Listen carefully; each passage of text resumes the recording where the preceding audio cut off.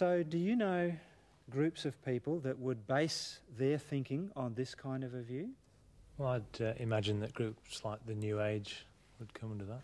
Yes. The Greenies. Yes. The Hindus. Okay. Some environmentalists. Yes, some environmentalists. Not all would fit here. Animists would fall into this group. And that's important because we have quite a bit of work amongst those kind of people. And the Australian Aborigines?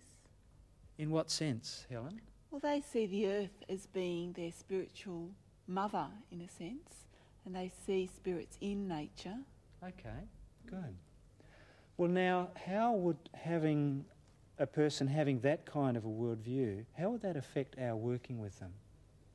I think that could be quite difficult, because if we hold a Christian concept and we're working with one or more people who hold a totally different concept, then we're on parallel lines.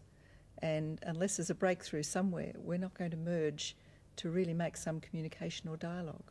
Yeah, communication can really be a problem because, like in the story before about the young boy, we could be talking along one track and they can be interpreting it differently. Unless we understand how they're interpreting what we say, we can not realise that we're not communicating properly. And that probably goes the other way too.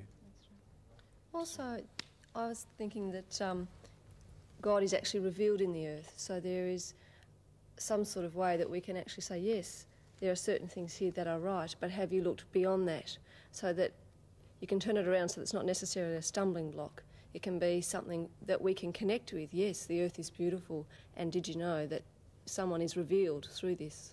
Okay. Dennis? Yeah, I think it can also be an advantage, not just a problem, because these people already see and understand the connection, the relationship between the physical and the spiritual. And as Helen was saying, it's a matter of bringing a different perspective onto that relationship. It's finding ways, isn't it, for that communication to be a valid communication. I might just as well add here that because of these conclusions which we may come up with as we relate to these groups, then we are led into a situation of humility to try to understand them, not to go out and think we already have already tailored answers to the problems that are there. So I think there'll be more communication, there'll be more interaction with such groups before we can venture in and apply whatever projects we have in mind. It sounds, Josias, like you're giving us a warning, really. We need to be very careful. Certainly.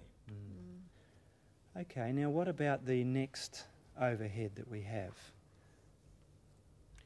Atheists.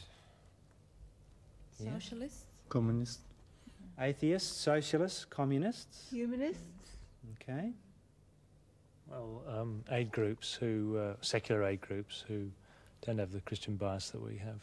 Okay, and that's an important difference, again, just like we've discussed. Okay. Well, there are two more variations. Would you answer the questions for each graphic in turn? Firstly, explain what has happened, and then think about what people have this worldview.